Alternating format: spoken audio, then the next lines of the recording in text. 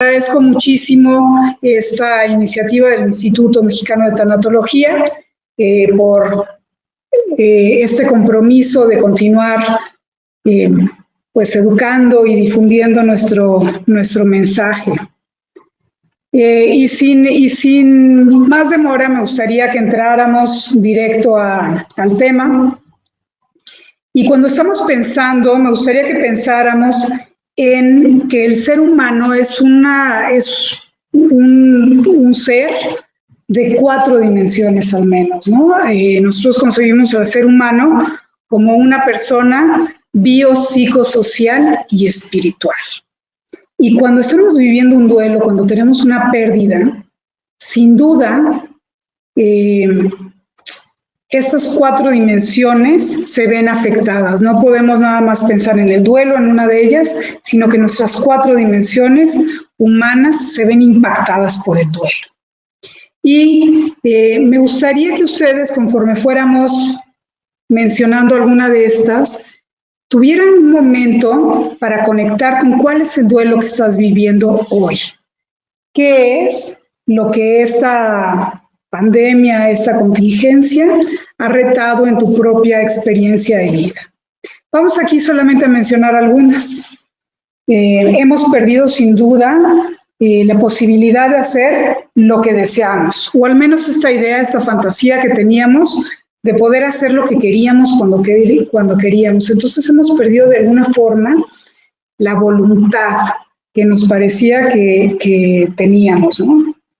Hemos perdido sin duda nuestra rutina diaria. Sea como sea, las cosas nos han cambiado a todos y a mí no me gusta pensar que nuestro cerebro sea un cerebro flojo, pero sí es un cerebro muy eficiente que se siente mucho más cómodo en la rutina, cuando cuando es predecible lo que viene para él, ¿no? Y entonces esto genera un malestar en muchas dimensiones. Hemos perdido sin duda la libertad de movimiento, ya no podemos ir a los mismos lugares, ya no podemos ir con la misma frecuencia. Yo no sé ustedes, pero cuando salgo de casa y lo hago con el cubrebocas, descubro una torpeza en mí misma que no explico cómo, pero no veo tan bien. Se me empañan los lentes, pero hasta cuando no uso lentes me siento menos hábil visualmente, inclusive me cuesta trabajo escuchar cuando llevo el cubrebocas puesto. En fin, hemos perdido pues libertad de movimiento, por supuesto, y no que sea eso el origen, sino que las pérdidas económicas son el síntoma de una crisis de origen de salud, pero bueno, no son pocas, y no vale la pena ignorarlas, ¿no? Estamos teniendo pérdidas económicas en lo individual, en lo familiar, como país y como mundo en términos generales. Hemos perdido una sensación de seguridad política y evidentemente no es, como muy bien decía Iván al inicio, no tenemos ninguna inclinación política en particular, pero de alguna forma, y no hablando solamente de este gobierno, sino de cualquier gobierno en todo el mundo, vemos a los líderes que están tomando decisiones distintas porque ninguno de ellos en realidad tiene certeza, no tenemos experiencia histórica que nos diga cómo avanzar sobre esta situación. Y entonces, bueno, pues puede ser que nos sintamos un poco desprotegidos en términos de las decisiones políticas en donde quiera que nos encontremos. No sé si haya alguien que nos escuche de fuera del país y seguramente eso también les aplica a ellos, ¿no? Hemos perdido sin duda las reglas de convivencia como las conocíamos hasta antes de este momento, cualesquiera que hayan sido, pero había una serie de códigos que eran conocidos por todos nosotros y ahora pues estos sin duda han cambiado. Hemos vivido pérdidas sociales y recreativas. Y hoy es viernes y el cuerpo pues lo sabe, pero ya medio se le olvidó porque resulta que ya todos los días son muy parecidos, estamos acostumbrados a una rutina de los fines de semana, quizás reunirnos más con la familia, con los amigos, y eso pues ha cambiado. Hemos vivido pérdidas laborales. Desafortunadamente muchos han tenido despidos, recortes en sus salarios, en fin, ha habido pérdidas laborales, hemos tenido también pérdidas, trabajamos con empresas y a veces esta pérdida tiene que ver con perder el rol, ¿no? Pues yo era el líder de un equipo con el que trabajaba de manera presencial y ahora este equipo se dispersó y he perdido este rol, ¿no? Probablemente no el trabajo como tal, pero sí mi rol dentro del equipo de trabajo. Sin duda hemos vivido pérdidas afectivas o porque personas que queremos y que conocemos han fallecido o simplemente porque no podemos convivir con ellos como estamos acostumbrados a hacerlo de forma habitual, ¿no? No podemos tocarnos y abrazarnos. Tanta falta que nos hace esto porque sabemos que reconocemos el poder curativo, el poder terapéutico de un abrazo de 40 segundos. Sabemos que un abrazo que dura 20, 30, 40 segundos dispara un montón de oxitocina que nos genera una sensación de placer y de bienestar importantísima, tan importante como cualquier otra de nuestras necesidades fisiológicas, ¿no? Y me parece muy importante decirlo así, esta es una necesidad fisiológica, no es un capricho, es una necesidad real. Entonces, reconocer que nos hace falta este apapacho.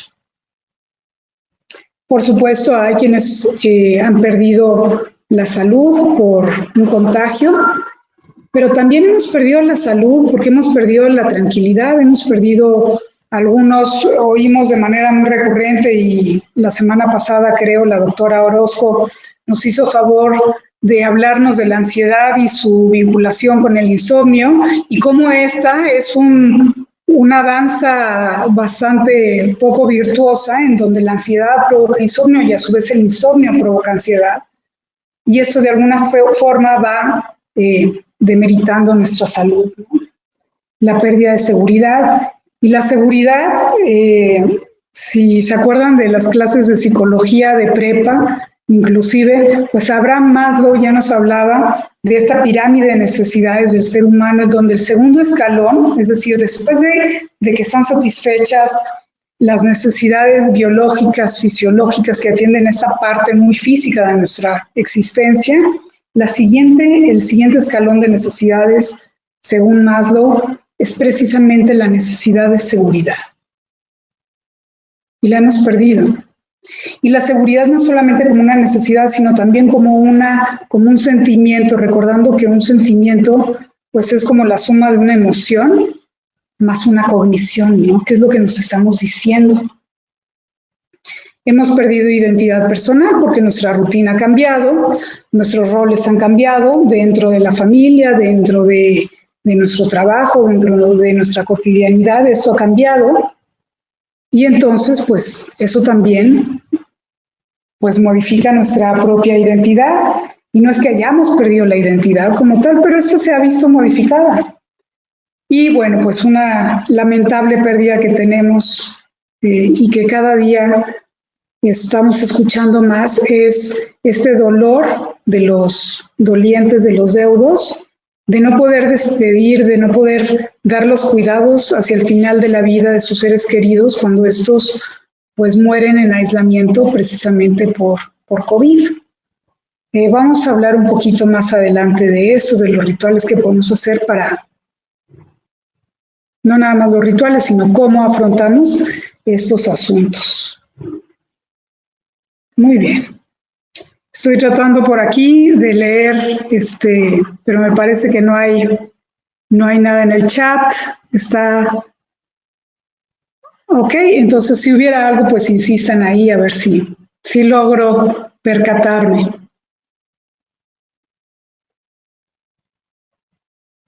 Entonces, bueno, ante estas pérdidas múltiples,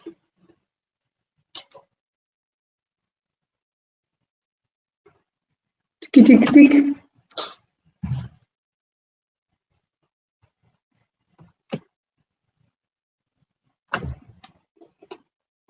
Vamos a ver, parece que esto por alguna razón se trabó. Ahí estamos.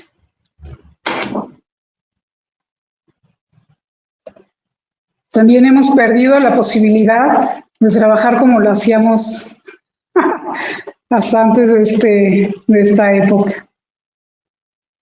Pero eso en realidad pues representa una oportunidad de mucho aprendizaje. Entonces, bueno, todas estas pérdidas y todas aquellas con las que ustedes se vincularon ahora y que probablemente pensaron, Lucía olvidó mencionar esta, o lo que a mí me está pasando es esto y no fue mencionado, pues todas estas son pérdidas. ¿Y cuál es la pérdida más importante? Sin duda la tuya. No hay un duelómetro, no hay forma de decir que una pérdida, un duelo es más importante o más profundo que el otro. Para cada quien es importante su duelo y ese es el que tenemos que abrazar y acompañar de manera compasiva. Esta es la invitación.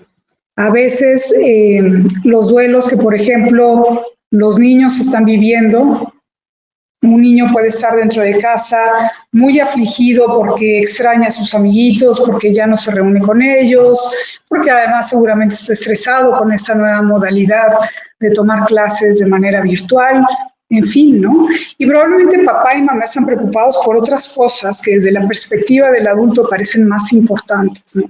Un problema económico, a lo mejor la pérdida de salud de alguna persona dentro de la familia, etcétera.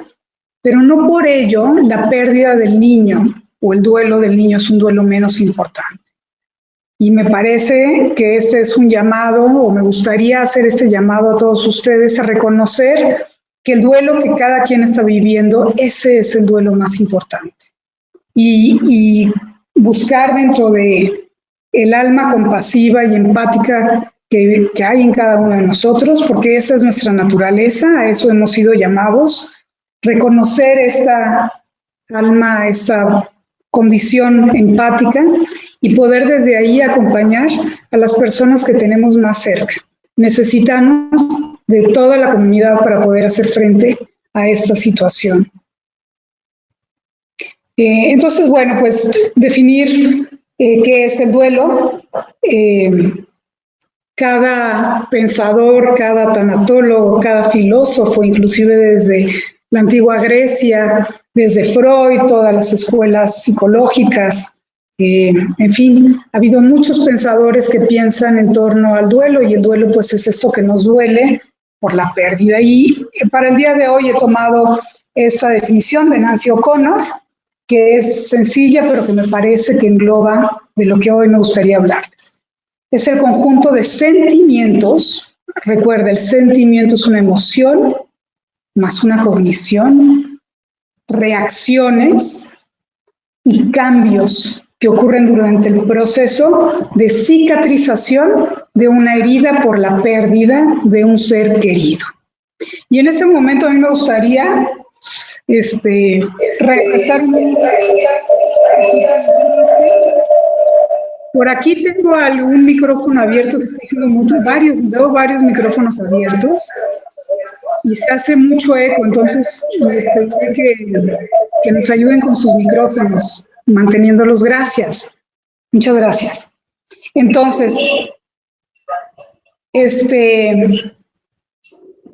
me gustaría que tomáramos esta definición de Nancy O'Connor y a lo mejor recorrer el punto después de la palabra pérdida, ¿no?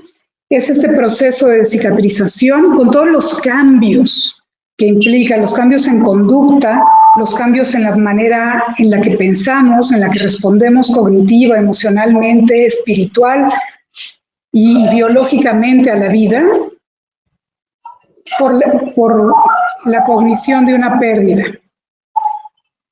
Y entonces, de esta definición que me parece importante rescatar, que es un proceso adaptativo. Probablemente si entendemos que el duelo, aunque duele y genera todo este sufrimiento, pero es un proceso que es temporal, es decir, es algo que va a terminar y que nos está ayudando a adaptarnos. A los alumnos acá en el instituto les digo con frecuencia, porque a mí esta imagen algún maestro me la regaló, y me sigue siendo muy útil pensar como alguien que se le fracturó una pierna y que de manera momentánea, por un tiempo, requiere del apoyo de unas muletas, de un bastón, de un andador. Es solamente mientras se recupera, ¿no? Mientras se recupera su condición fisiológica y le permite andar sin este apoyo.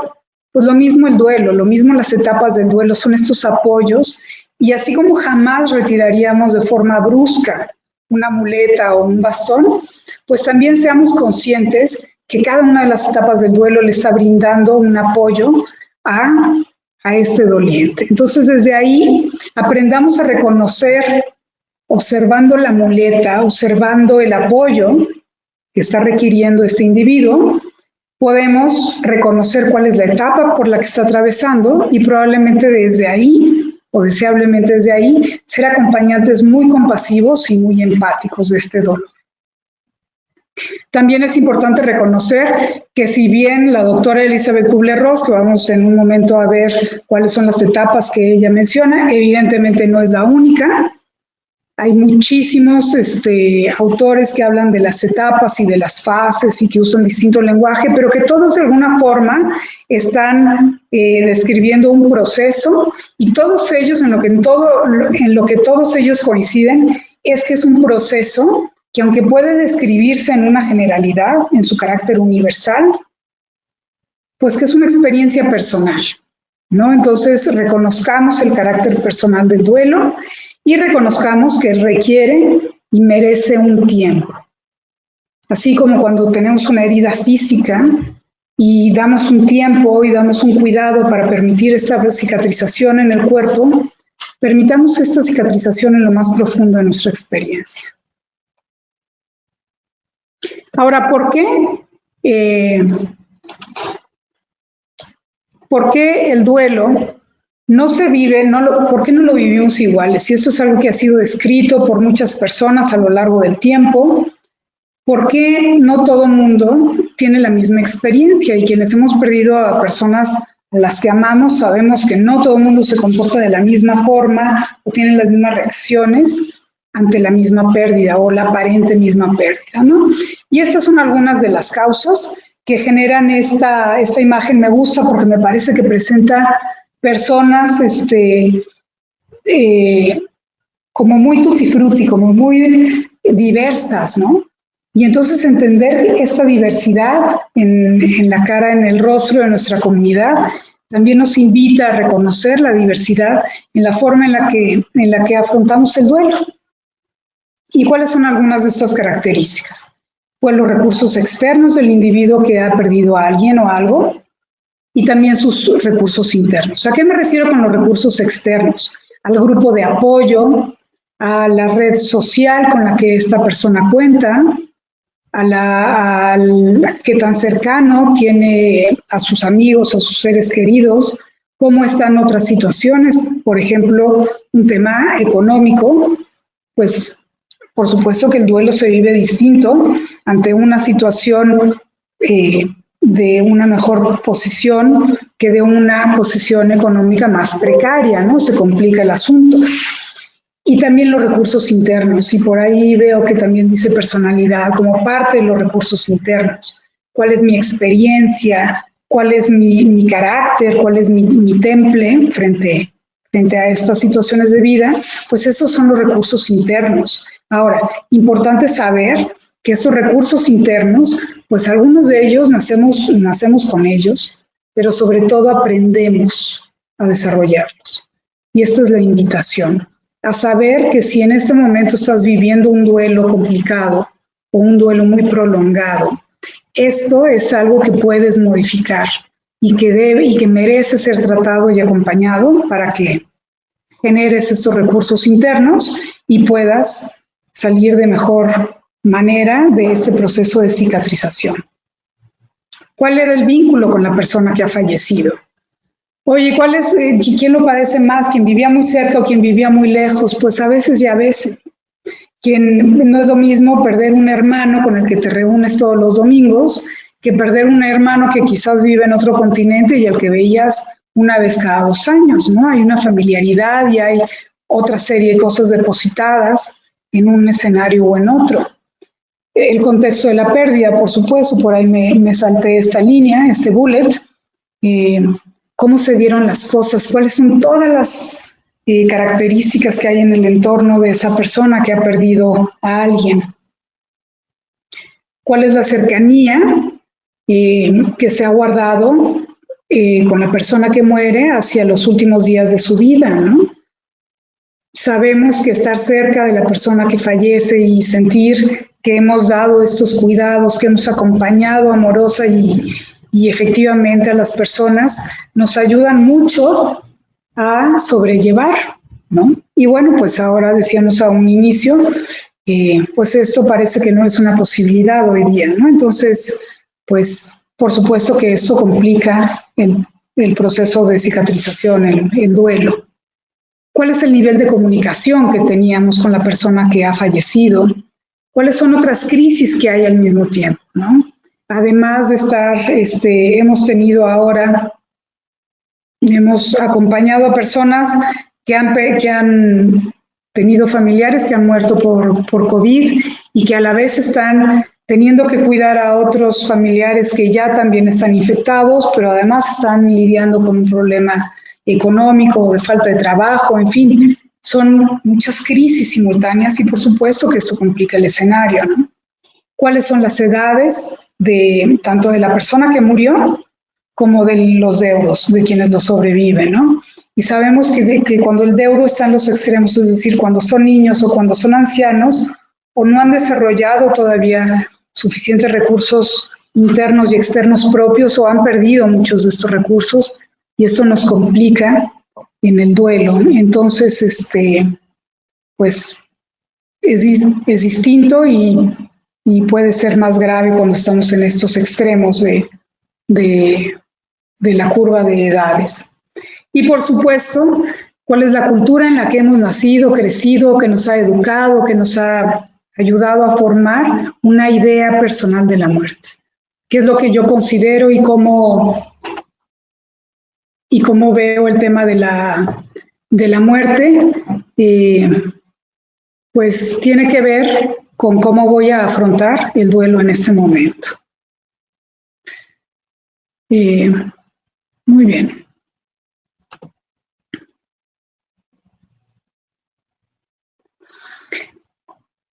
¿Cuáles son las etapas del duelo según la doctora Elizabeth Kubler-Ross? Y repito, no es el único modelo, pero es uno que a mí me parece muy útil todavía. Encontrarán muchos, y no nos preocupa en este momento la teoría, sino lo que me ocupa y lo que me resulta muy importante es tener una idea más o menos de cómo se transita por el duelo, reconocer cuáles son estas etapas, a qué necesidad están respondiendo cada una de estas etapas y tener una idea ligera, por supuesto, no podemos resolverlo muy a profundidad en solamente un ratito, pero tener una idea de cómo afrontar estas etapas, ya sea en nosotros o en alguien a quien estamos acompañando. Y esta imagen de la montaña rusa me parece que es una imagen muy descriptiva de lo que está sucediendo. Esta imagen en donde vemos que mientras unos suben, otros bajan, para unos está haciendo muy de bajadita, muy fácil, y para otros requiere de mucho esfuerzo porque van para arriba, y es rápido y es inesperada de repente la curva. Más o menos así es un proceso de duelo. Verán que al lado de estas etapas del duelo no hay escrita un tiempo, una duración. Habitualmente esta es una pregunta. Y no está escrita porque no está descrita y porque cada duelo, ya lo decíamos, requiere su propio tiempo y cada proceso lo toma, ¿no? Y además entender que la doctora Elizabeth Kubler-Ross y cualquiera de los autores ha dicho que estas etapas no son lineales y no son unidireccionales, es decir, no es que primero sea la negación, terminada la negación empieza el momento de la ira, 1, 2, 3, se acabó la ira y entonces empezamos con la etapa de la negociación. Por cuarto momento tendremos la tristeza y finalmente acompañada, decía, de las frases no puede ser, no lo puedo creer, que claramente expresan una incredulidad, ¿no? Una sorpresa, oscila entre la negación y la aceptación, porque no es que no haya una comprensión racional de la situación, pero lo negamos, ¿no? Vienen estas oleadas de angustia, vienen pensamientos obsesivos, pero ¿cómo puede ser? Pero si se cuidó, pero si hemos estado protegiéndonos, si hemos estado tomando las medidas, si nos hemos quedado en casa, etcétera, etcétera. Esos pensamientos muy recurrentes, obsesivos, ¿no? Nos despersonalizamos, este sentir que no se trata de mi vida, no se trata de mi realidad, esto debe ser un sueño del cual voy a despertar en algún momento. Y viene acompañado de trastornos de memoria. Mucho estamos escuchando. Ayer en las empresas nos dicen claramente, se me olvidan las cosas, no estoy entendiendo claramente, tengo que releer las indicaciones muchas veces, no me concentro, etcétera, etcétera. Sentir la boca seca, suspiros incontrolables, inconscientes, debilidad corporal, llanto, palpitaciones, mareo, trastornos del apetito y trastornos del sueño, o como mucho o como poco, o duermo mucho o duermo poco. Todas estas son señales y síntomas de esta etapa, de esta fase inicial. Imagínate qué es lo que sucede con un individuo que ha sido sano hasta este momento y que súbitamente empieza a tener estas expresiones, no se puede concentrar, tiene palpitaciones, en fin, todo esto físico empieza a invadirle y pues entonces viene una preocupación también de, pues esto no puede ser, será que ya me enfermé, en fin, ¿no? Viene como este ir y venir, estas oleadas de angustia. ¿Por qué se da la etapa de la negación? Pues porque es una realidad tan dolorosa que nuestro cuerpo reacciona, nuestra psique reacciona de esta forma para separarnos de esta realidad que es tremendamente dolorosa. Nos va a separar siempre, nos va a separar solamente por el periodo que necesitamos para poder generar los recursos internos necesarios y poder afrontarla, ¿no? Y de repente va a venir otra vez, ¿no? Es que ya lo acepté y nunca más va a regresar. Sabemos que regresa por periodos este tema de la negación. Entonces, recuerda que esta etapa, si alguien a quien tú quieres está viviendo esta etapa de la negación, recuerda que hay algo tan doloroso que está prefiriendo alejarse, poner una distancia con ello. La siguiente etapa que estudiaremos es la etapa de la ira, y sabemos que el enojo, como una de las emociones básicas, es esta emoción que tiene muchísima energía. No. La respuesta natural, la respuesta fisiológica a algo que percibimos como injusto, algo que no debería de haber sido, porque yo, y porque a mí, y porque mi trabajo, y porque mi padre, porque mi hermano, porque mi amigo, etcétera, etcétera. Hay un enojo por la pérdida de un objeto, y cuando digo objeto lo digo incluyendo, por supuesto, al ser humano, no por referirme a él como objeto, sino porque pues es el objeto con el que establecemos un vínculo importante, ¿no? Entonces, ¿qué pasa con esta ira? Esta ira genera un montón de neurotransmisores y de hormonas que están listas para restablecer la justicia. Y entonces imagínate que esta persona con la que tú convives no está teniendo el permiso de expresar la ira. Una cosa es que no se valga actuar la ira, no se vale actuar el enojo, pero sí se vale hablar de las emociones. Entonces decir, me siento muy enojado, vamos a conversar sobre tu enojo. ¿Qué es lo que te parece injusto de lo que está sucediendo ahora, ¿no? ¿Con quién estás enojado? ¿Qué forma tan importante de enseñar a nuestros chiquitos, a nuestros niños, a nuestros adolescentes, a empezar a incluir este manejo del lenguaje para que con el tiempo vayan desarrollando el lenguaje de las emociones? Entonces, si bien no te permito que actúes el enojo en mi contra, sí, no nada más te permito, sino promuevo que puedas hablar de este enojo y te acompaño y tengo la fuerza suficiente para estar contigo aún en tu enojo. Si este enojo no es expresado, o cualquiera de las emociones, por ahí leía algo que decía el otro día en otro grupo, que decían, las emociones no expresadas no mueren, pero sí matan. Entonces, mucho cuidado con por alguna razón no expresar estas emociones. Después podemos hablar de esta etapa que se llama negociación, que Elizabeth Kubler-Ross describió como negociación o como la etapa del pacto. Es una etapa mucho más silenciosa que la etapa de la ira, por supuesto. ¿De dónde proviene? Proviene un poco de la culpa irracional que sabemos que típicamente acompaña al duelo. Hay culpas que son racionales, que a veces pues todos nos equivocamos, todos fallamos y todos cometemos errores con o sin intención y que podemos remediar o intentar remediar con un propósito.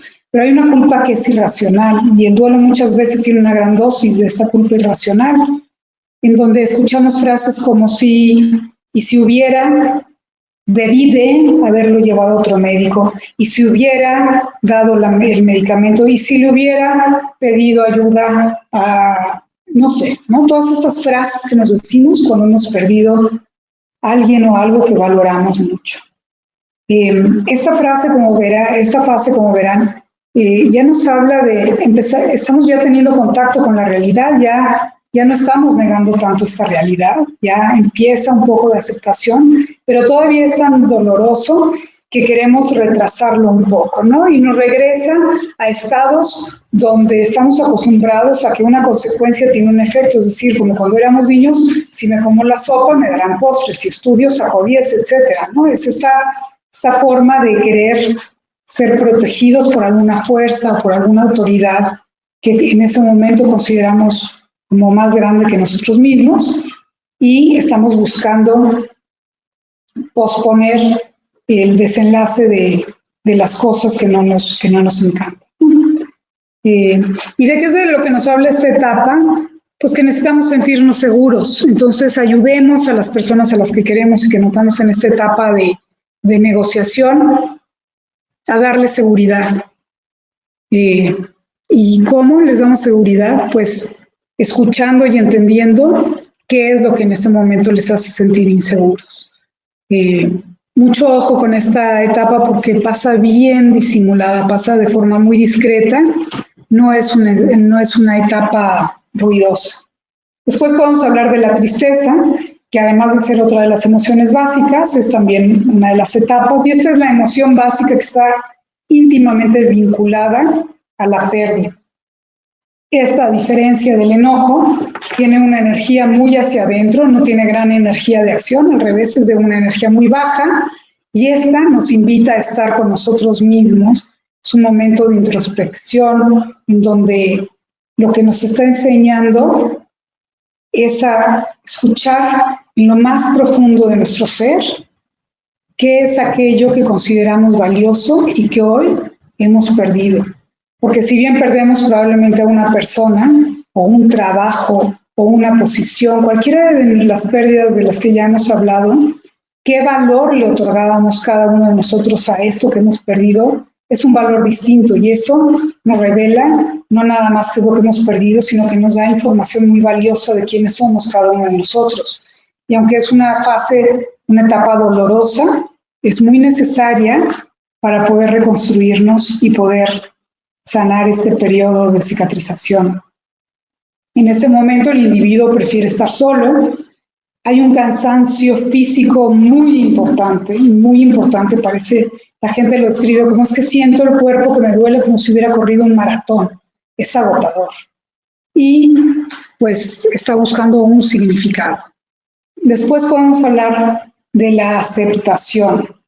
La aceptación que no es lo mismo que la resignación, no es un momento gozoso, no es un momento de júbilo, pero es un reconocer esta nueva realidad, es reconocer esta nueva forma de vida y se da no solamente a nivel racional, racionalmente somos más rápidos de lo que lo somos emocionalmente, estamos más entrenados a racionalmente aceptar estos conceptos que hacerlo con el resto del cuerpo, hacerlo emocionalmente. Y esta aceptación, cuando hablamos de ella como una etapa completa, incluye estos dos aspectos, la aceptación racional, pero también la aceptación emocional de esta circunstancia. Y a partir de ello es que nos permitimos reconstruirnos a nosotros mismos y desde ahí retomar el control de nuestra vida. Oye, Lucía, ya hemos aceptado, ya me sentía yo que estaba en un momento de aceptación, que ya había incorporado, que otra vez ya tenía nuevos sueños, nuevos ideales, que ya estaba planeando una nueva forma de vida, en donde he incorporado, no he desechado a la persona que murió, al revés, he otorgado un espacio muy especial en mi alma para su memoria, para su recuerdo, lo siento muy cerca, la siento muy cerca, lo veo como se ve reflejado a través de mis actos. Y además he logrado incorporar una nueva forma de seguir adelante sin la presencia física y constante de esta persona o de esto que he perdido, y tengo nuevas ilusiones, tengo nuevos anhelos. Y cuando estaba yo ya en eso, de repente en algún aniversario o porque oí una canción que era muy significativa para esa persona, otra vez rompo en llanto, ¿será que otra vez regresé y tenemos que volver a empezar? No necesariamente, tranquilos. Esa aceptación puede de repente volverse a ver vulnerada por algunos recuerdos. Ahora, ¿qué hacemos? ¿Qué hacemos ahora en época de COVID? Pues ahora y siempre, pero ahora más que nunca. Aquí hay algunos consuelos. Dar y recibir información. Esta es una de las cosas que estamos tratando de hacer y por lo que agradezco mucho esta iniciativa del instituto, porque necesitamos saber que eso que está pasando es natural dentro del proceso de cicatrización, así como cuando nos cortamos y empieza la costrita y nos da comezón, pues ya no nos sorprendemos de esta comezón porque ya sabemos que así es. Entonces, sepamos y comuniquemos que este proceso va a ser una montaña rusa.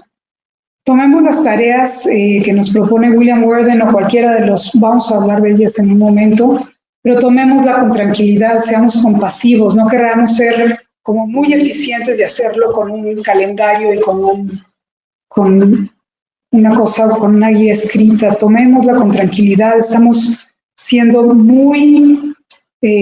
tenemos muchas cosas sucediendo simultáneamente. Descansa, cuida tu alimentación siempre, pero ahora más que nunca, y a mí como me preocupa oír que todas las bromas que ponen en las redes sociales, yo sé que ahora la tentación de buscar alimentos azucarados que nos endulcen textualmente la vida es altísima, pero de verdad nuestro cuerpo está siendo un héroe en afrontar esta situación. Ayúdale comiendo la comida más sana, las frutas, las verduras, la fibra, que sea más fácil para tu cuerpo digerir. No le des cosas tan procesadas, ni tanto carbohidrato, ni azúcares, que lo ponen además en un estrés físico adicional.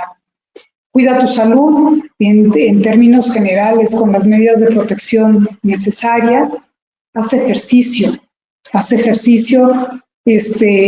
Si no lo has hecho nunca, no importa, incorpora un poco de ejercicio, porque todas estas emociones, acuérdate, que están en la emotion, como lo dice la raíz latina, las emociones son para llevarnos a la acción. Y cuando más emociones estamos teniendo, a la vez estamos teniendo más quietud.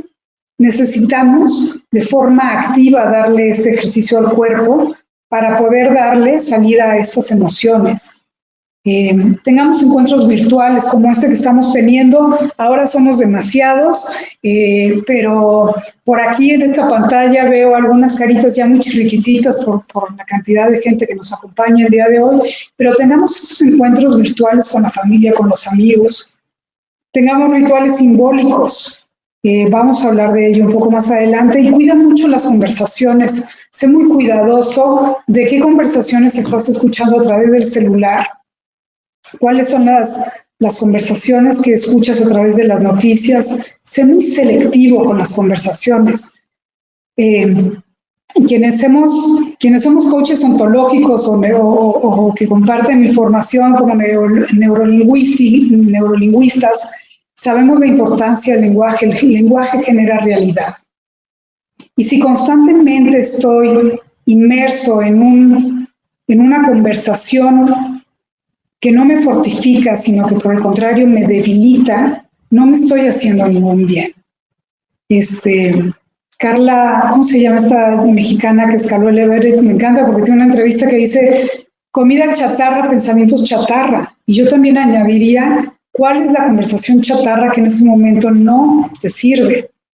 Entonces, cuida mucho esas conversaciones. Y no solamente las conversaciones que tienes con otros, sino sobre todo la conversación que tienes contigo misma, contigo misma. En este momento parece que hay una conversación, porque mi voz es la que se escucha. Aquí ya no alcanzo a ver, por aquí hay 187 personas, por acá 210, es decir, en este momento hay más de 300 conversaciones simultáneamente, aunque solamente la mía se escucha. Pero la que cada uno de nosotros tenemos más cerca es la que cada uno está teniendo consigo mismo. Entonces, por favor, sé muy cuidadoso con la calidad de tus conversaciones, porque no hay conversaciones neutras. Decía Echeverría, el lenguaje no es inocente, el lenguaje genera realidad. Entonces, por favor, cuida tus conversaciones. Y bueno, las 4 tareas del duelo, según William Worden, es aceptar la realidad. Fíjate qué curioso, ¿no? Y el otro día una de mis hijas me decía, mamá, ¿cómo? Si para la doctora Elizabeth Kubler-Ross esta es la tarea, la que escribió al final, y otra vez, no necesariamente es la última, y aquí la está citando en primer lugar. Sí, así es. Para William Worden, la primera tarea es aceptar la realidad, ¿no? Y no le vamos a cambiar la receta a William Worden porque lo hace bastante bien. Entonces vamos a aceptar esta realidad. Vamos a no negar la realidad, y en realidad no están hablando de cosas distintas y no son opiniones contradictorias, son opiniones complementarias, las de estos y muchos otros autores. Como segunda tarea, él nos propone trabajar las emociones. ¿Y qué quiere decir William Worden con trabajar las emociones? Es hablar de ellas, ponerles nombre. De verdad, hagamos en este momento un hábito de contactar en silencio con nuestras propias emociones. Recuerda que las emociones es la respuesta fisiológica a un estímulo. Entonces, primero lo sentimos en el cuerpo. Hay quienes el miedo lo sienten como una opresión en la garganta, hay quienes lo sienten como un nudo en el estómago, hay quien lo siente como palpitaciones en el corazón. En fin, cada quien tiene vinculadas respuestas fisiológicas distintas a sus distintas emociones, y luego las nombramos. Y saber qué es lo que estamos viviendo en las emociones nos va a permitir tomar el mensaje de las emociones, porque las emociones nos dan mucha información. Ojalá que las emociones no determinen, no conduzcan nuestros actos, pero sí que sepamos tomar la información que estas emociones traen a nuestras vidas para poder transitar por este proceso de duelo. La tercera tarea es adaptarnos a este nuevo ambiente. ¿Cuál? Sin aquello que hemos perdido, aquello o aquel que hemos perdido. Así como es, cuáles son los roles que tenemos que retomar, etcétera, ¿no? ¿Qué es lo que tenemos que hacer? Y recolocar, ya decíamos hace un momento, recolocar al fallecido no es desechar su memoria, no es desechar el recuerdo que tengo, al revés. Es construir un lugar muy especial para su memoria, y desde ahí poder continuar con nuestras propias vidas. ¿En dónde? Pues idealmente en la familia. Y para nosotros en el instituto es muy importante tratar de educar y fomentar en las familias estos espacios de conversaciones. En esta imagen, ojalá que todas nuestras familias tuvieran momentos así, no momentos cargados con celulares y cada quien distrayéndose con distintas cosas. Busquemos en la agenda de forma activa un espacio para generar estas conversaciones.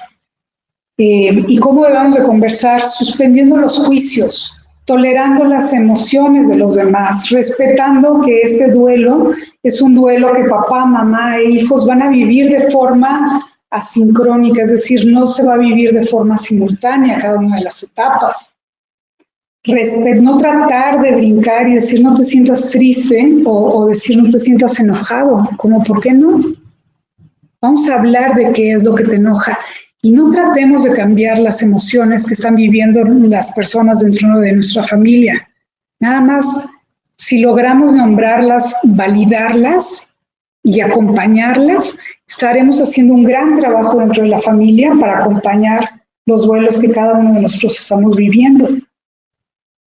Respetemos los diferentes estilos de afrontamiento con mucha frecuencia, y lo hemos platicado muchas veces. Vemos, por ejemplo, cuando un padre y una madre viven la pérdida los dos de un hijo, y muchas veces el estilo de afrontamiento para cada uno de ellos, porque están viviendo inclusive a veces la misma etapa de duelo, pero sus formas de afrontarlo son absolutamente opuestas y no complementarias. Para uno de ellos es muy importante hablar del hijo que ha muerto, y para el otro es muy necesario no hablar de él.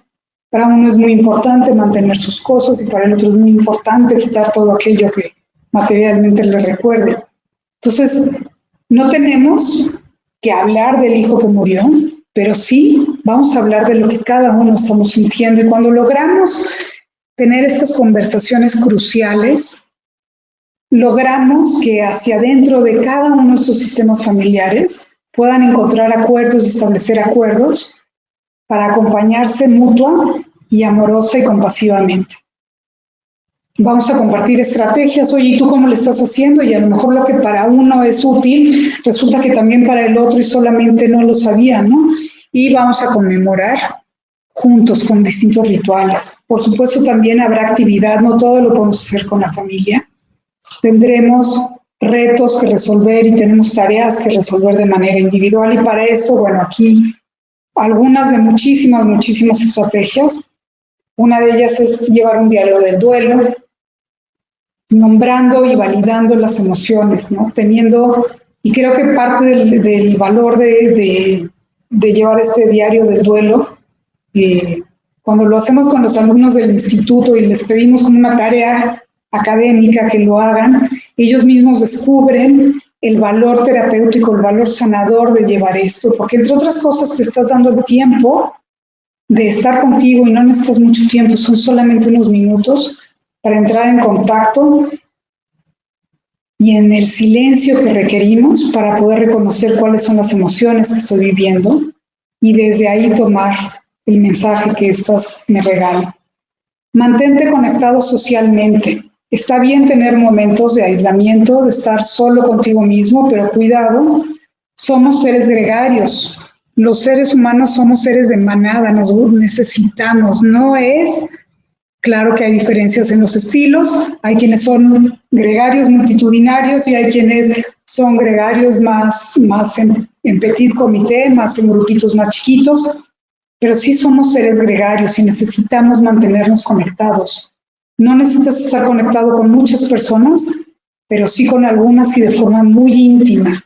Y tú sabes muy bien quiénes son esas personas cercanas a ti que pueden acompañarte compasiva, empática y amorosamente.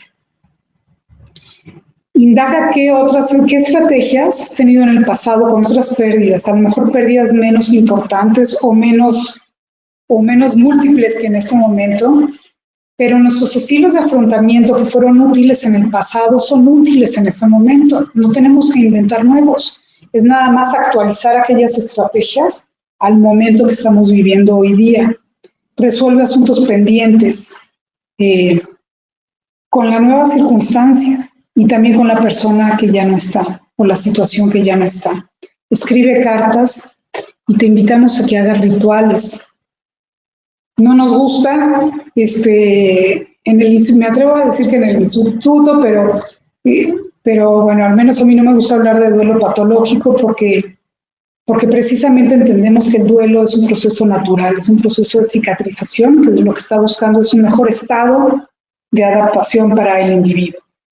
Pero sí sabemos que hay algunos factores que pueden complicar el duelo, y aquí algunos de ellos, por supuesto, es una lista que explica, pero que no limita.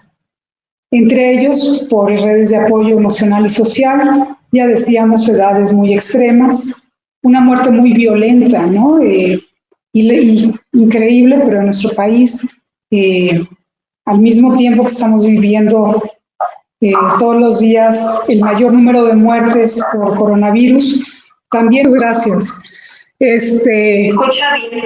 Gracias. Entonces, bueno, esta dificultad puede radicar en recursos, en una falta de recursos internos, porque tengo una dificultad, porque no estoy acostumbrado, porque no fui educado a expresar estas emociones, o por un medio ambiente, una cultura, un sistema familiar o un sistema en el trabajo que tampoco permite o que tampoco acoge gratamente o fácilmente esta expresión. Entonces, pues la dificultad puede estar en el afuera o en el adentro, pero al fin y al cabo dificulta la expresión de las emociones, y ya decíamos lo importante que es poder expresarlas. Y bueno, de duelos previos ocultos, ¿no? Sabemos que un duelo presente habitualmente toca o nos lleva a tocar con duelos del pasado, y que probablemente alguno de ellos no haya tenido una cicatrización absoluta, por decirlo de alguna forma. Entonces esto puede, cualquiera de estos factores y muchos otros pueden complicar el duelo. ¿De qué hacemos con los rituales cuando no podemos reunirnos como estamos acostumbrados? El ser humano, y tenemos evidencia histórica, que el ser humano desde tiempos muy, muy antiguos, desde el Neandertal, encontramos que han tenido celebraciones y rituales funerarios. Esto parece que es algo tan cercano a la experiencia humana como el más antiguo de nuestros ancestros. Y ahora, pues, esta situación nos lo está complicando mucho, ¿no? Entonces, entender para qué es un ritual y cuál es el significado de este ritual nos puede ayudar a actualizar o a renovar o a tener formas más creativas de hacerlos. Un ritual es hacer de lo ordinario, de lo habitual, algo sagrado. Nos ayuda a aceptar la muerte, nos genera un espacio de apoyo mutuo en donde unos a otros nos abrazamos, nos consolamos, nos acompañamos, nos permite iniciar este proceso de duelo. Muchas veces hemos estado en estas casas, en estos momentos, para velar a algún amigo, algún ser querido, y nos damos cuenta cómo los dolientes más cercanos cuentan la misma historia una y otra y otra y otra vez. Y esto, por supuesto, favorece a la etapa de la negación. Nos permite, es un espacio en donde típicamente, si otros espacios no, pero sí este es un espacio en donde típicamente está no nada más no prohibido, sino hasta esperado la expresión de las emociones. Y nos permite también compartir anécdotas sobre la vida de quien murió. A veces hemos visto una sala de velación que tiene una familia muy, muy acongojada, expresando emociones de tristeza, y a la vez en la de al lado puede haber risas, porque probablemente alguien recordó una anécdota graciosa, ¿no? Y entonces esto nos empieza a ayudar a recordar no solamente la parte dolorosa que estamos experimentando en este momento, sino también la parte que nos invita a celebrar la vida de la persona que ha muerto, ¿no? Ahora, ¿qué hacer para celebrar estos? Entonces, con esto en mente, con para qué son los rituales, podemos creativamente diseñar rituales a distancia, ¿no? Y actualizar, como muestra en esta imagen, un momento de acompañamiento de un duelo, hacerlo mucho más actual a la época y a la circunstancia que estamos viviendo. Yo digo, de verdad, esa misma circunstancia, esta pandemia hace 15 años, sin todos estos recursos tecnológicos, nos hubiera colocado en una posición muy distinta. Entonces, aprovechemos estos recursos que hoy la tecnología nos da. Entonces, ¿qué debemos incluir en estos rituales de distancia? Incluir los significados que tenemos en los rituales convencionales. Si hay un ritual religioso involucrado para ti, para tu familia, por favor, conserva los signos. Por ahí tenemos el padre, un sacerdote católico, nos ha hecho favor de regalar las exequias para acompañar esos rituales a distancia, para quienes quieran hacerlo desde un ritual religioso. también los judíos, en fin, cada comunidad religiosa tiene sus rituales, sus formas, sus signos, que deben de ser incluidos en la medida de lo posible dentro de estos rituales a distancia. Escriban cartas de agradecimiento y despedidas al fallecido, aunque no esté ahí, hay un tema energético que sí está siendo expresado y que es muy valioso de ser expresado para los dolientes. Integra rituales, a mí me ha gustado mucho ver cómo se integran los 4 elementos, ¿no? El ritual en los rituales el agua, que puede ser a través de un brindis con agua, que limpia, que purifica, que permite vida nueva. Podemos leer las cartas y quemarlas, incluyendo el fuego como elemento, apagar este fuego con un puñado de tierra, tener un momento de respiración, de acompañarnos, este aire que sube también con el humo y que parece que lleva nuestro mensaje a las alturas. En fin, busca todos los signos que para ti sea importante incluir, que permitan los significados que no puedes tener por este distanciamiento, y hazlo de manera virtual. Si tu fe te lleva a un novenario, pues bueno, monten un altar con fotos, con flores, con velas, con incienso, con lo que para ti tenga sentido, lo que para cada quien y compártanlo en vivo durante 9 días, si eso es, y si tu tradición te invita a hacerlo durante 7 días, entonces hazlo como una Shiva virtual. En fin, trata de incorporar estos elementos que tienen estos signos, que no son arbitrarios, que tienen algún significado. Procura incorporarlos a tus rituales y de preferencia hazlo en vivo, porque esto le permite en una plataforma como esta que estamos usando ahora o como cualquiera otra de las disponibles, nos permite tener esta interacción, probablemente a través del chat, o probablemente con intervenciones, con la cámara y los micrófonos, en fin, haz tuya y de los tuyos este ritual. Hay que conmemorar la vida de quienes han tocado las nuestras y despedirnos, y hay que hacerlo ya. El duelo no espera a que termine la contingencia, entonces vale la pena hacerlo ya, aunque luego cuando las condiciones lo vuelvan a permitir, vuelvas a tener otro tipo de celebración ya presencial, pues no importa, nunca estorbará el que tengas el día de hoy.